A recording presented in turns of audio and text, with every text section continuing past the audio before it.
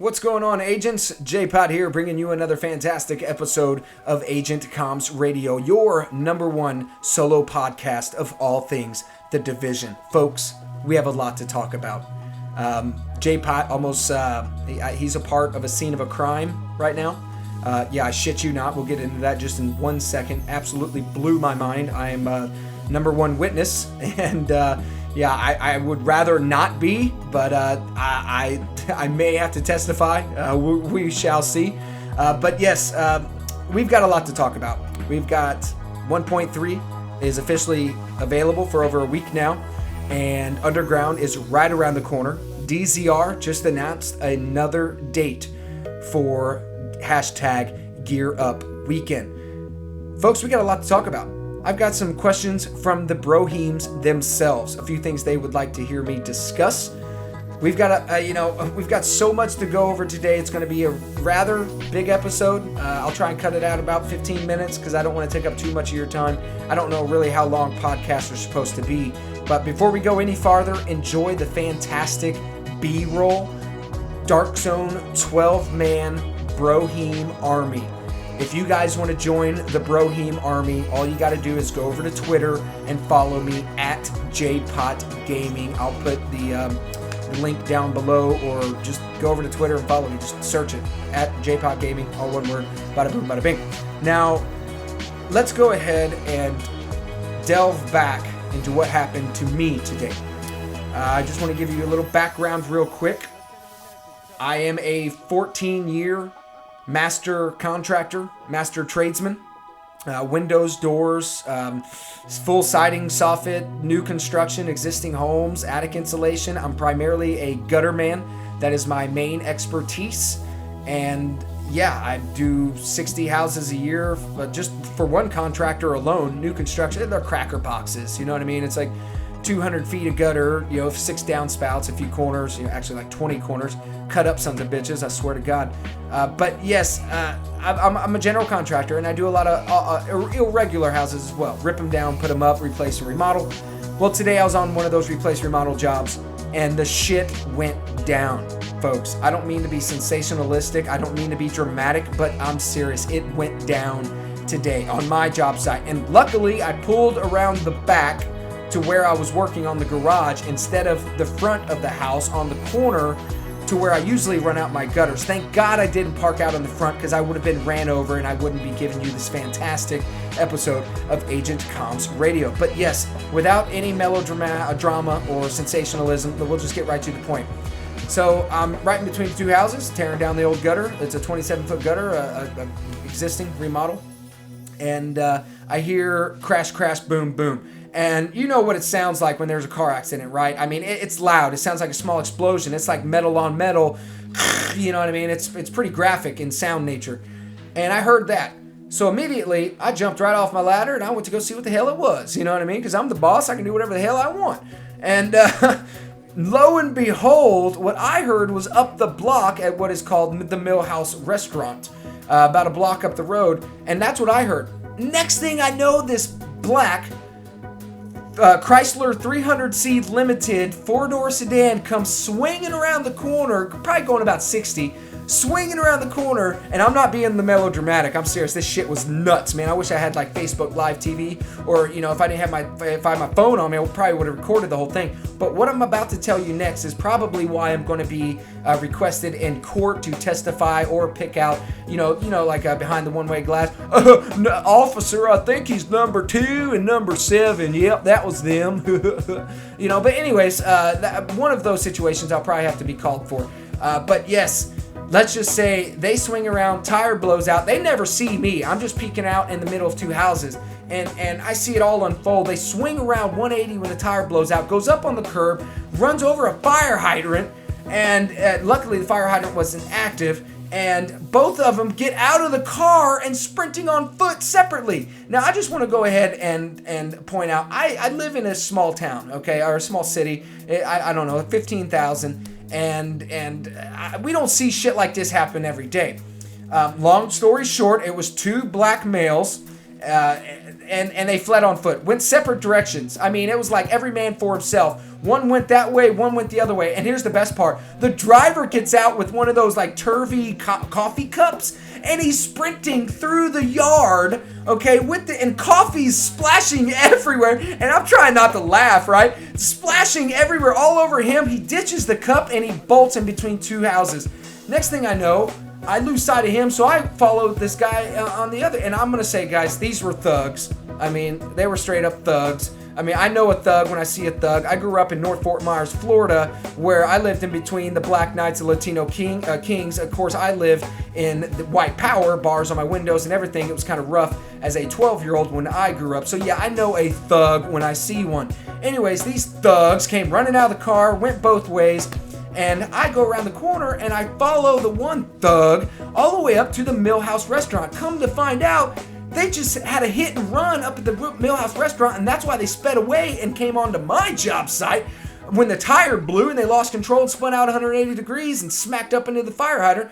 I watched this guy with my own eyes walk back up the block to the initial crime scene, and he blends into the crowd. Because like I said, here where I live, we don't get this all the time, so naturally everybody in the woodwork comes, shit just stops when something like this happens. You know what I mean? So everybody's out at the crime scene looking around. This guy mixes into the crowd. The audacity, the nerve from this guy goes back to the crime scene and mixes into the crowd. Blew my mind, but he didn't get far. Well, I don't know if he got far, but I was at the crime scene waiting for the cops showed up. Cops showed up. I told him everything I just told you. He reached into the car. Right there in front of me, he pulls out a loaded handgun underneath the seat and a separate clip with no handgun that goes to it. And immediately gets his SWAT gear on. And this fucking cop, pardon my language, this cop looks at me in the eye and says, "I don't care if you're white or black, somebody's getting shot today."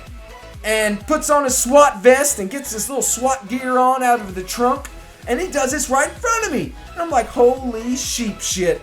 I got work to do. That's what I told him. And then they later came up and questioned me, and I gave him the full spiel. So, yeah, it was nuts. Welcome to the job site. All right, so now that we got all that out of the way, holy shit, that's half the video. I'm sorry, guys. I didn't mean to ramble. I could edit this out, but nah, we won't. 1.3, guys. It's been out for a week. I got to take a swig of my beer. Everything I just told you is absolutely true, and it has not been fabricated nor alternated. What's the word I'm looking? Altercated. God dang, I can't think of the word. I don't know. I'm over it. Anyways, everything I told you was absolutely true, and most likely the guy or the cop that came up after everything all settled down, it was like 45 minutes later. He come up and it was a different guy, and he said, "I'm aware that you witnessed the crime," and I said, "Yes, sir, I did," and I gave him everything I told you guys. All the way down to their height, their weight, exactly what they were wearing. I didn't tell you guys that, but of course I told the police officer, and he took down my driver's license, and you guys don't want to hear about this. Anyways, moving on. 1.3, The Division. It's been out for almost a week, and it is fun and awesome. And I'm absolutely having a blast with it. I got the new SVD. I got a couple G36s.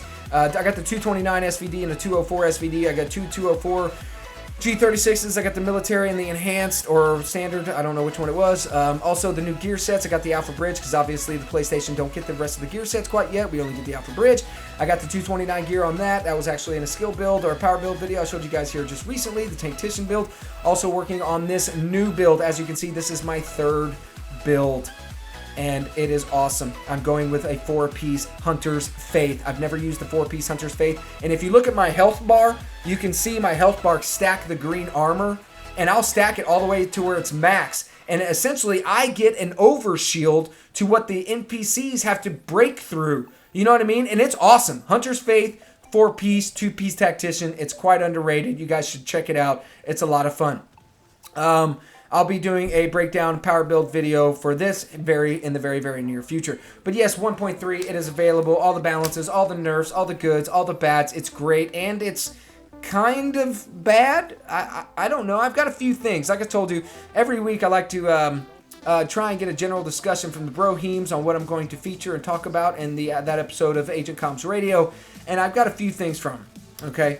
Let's go ahead and go over a few things that the Broheems wanted me to discuss. Let's go ahead and start with Obi Dave. Obi Dave, you rock, man. Clap, clap to you, my friend. Clap, clap. Making the named enemy, or excuse me, making the named weapons relevant again. Drop the mic. Absolutely agree, Dave. I mean, the Warlord, crap. You know, the Caduceus, underrated yet underappreciated, crap. You know, you got all of these good guns that had potential, but fell very, very short. The Pecan, the Liberator. Guys, the list goes on.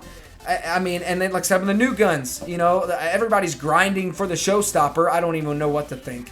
7% chance for you to get the Showstopper over on the Lexington Event Center and Amherst's Apartment Hard Mission and Heroic Mission. I absolutely agree, Dave. Make the named weapons relevant again. I mean, give us a reason to want to use these guns, because Massive, I mean, these guys are laughing at you, okay? Come on, these guys are laughing at you. Moving on, Slim Cali. What do I feel about the toughness stat when should be entering in the Dark Zone?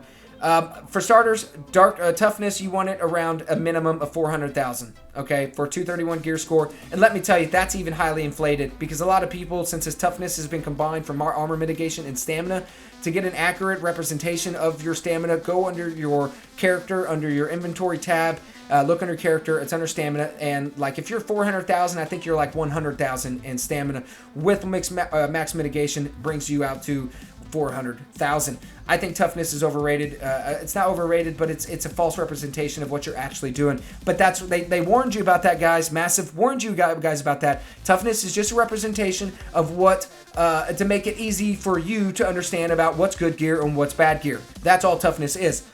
Slim also has a two-part question here. And nowadays, what's the best way to defeat challenging and heroic incursions? Communication, man. Communication, I think, is the biggest thing. People are always pussyfooting and fingerfooting all over the place, and this casual Dark Zone. We'll get into casual Dark Zone and how it doesn't exist anymore in just a minute. That's what I want to delve on. But yeah, that's the biggest thing for incursions.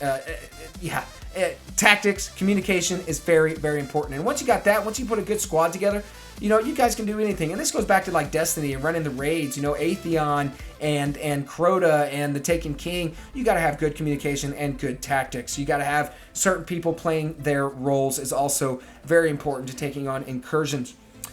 Big Kuza from the Dark Zone Broheems has got something to say here. He says, how about you discuss about how we have an outstanding team and how we can better ourselves with gear set and gear score, and also to let the team know that he's very happy to be a part of the J-Pot Gaming Division Agent family. Well, we'll give you an honorary clap to Big Kuza. Dude, it's fantastic to have you a part of the Dark Zone Broheems. Glad to have you aboard, man. We always have a good time running the Dark Zone. Now, what do I want to discuss about the gear score and the gear sets? Well, we really haven't checked out the gear sets yet, Kuza. That comes out on August 2nd. The Alpha Bridge is one of the new gear sets, and it's a lot of fun. I think it's going to be underrated, but just the concept, just the sheer concept. Oh, and guys, you can get the Caduceus. You can get the Caduceus on, I think it's Amherst Apartment. Yeah, it's the Showstopper for Lexington Event, and the Caduceus for Amherst Apartment on Hard. You get a 7% chance for the Caduceus drop. Yes, Alpha Bridge, you get the 2-weapon stack, so you can get all 6 talents. Make sure you got separate talents, and that's why you can roll your talents now. So it makes sense with the talent roller at the recalibration station and the Alpha Bridge set. It goes hand in hand. Very, very cool. But yeah, getting your G36 with Cool Headed from the Caduceus, you know, that would be a fantastic gun. Yeah, look at these guys just beating up on Boomerang. Is that Boomerang? I think it's Boomerang. Yeah, 12 man was absolute blast with all you guys, everybody who participated. And just to let you know, guys, we do this every weekend. Okay, the Dark Zone Broheems, we do live streams every Friday and Saturday night. And follow us on Twitter. It's very, very important. Follow us at Twitter at JPOT Gaming, JPOTT GAMING. If you've got basic education in literature, you should figure it out just nicely. But yes, over at JPOT Gaming, follow me for live events when we go live and cool little pictures that I put up on Twitter. I just put up a photo of me actually taping this episode. Very, very cool. So yeah, go to Twitter and give it a follow. Keep up to date. It's the best way to get a hold of us. Look at him just come pouring out of that alley. Fantastic. Awesome. My quick thoughts. Or yeah, we got a quick thing from Duckett. He said, fix the damn caches in the Dark Zone bag. I absolutely agree. You can't see them, you can't delete them. That sucks. All right, if you enjoyed the video, hit that like button and subscribe.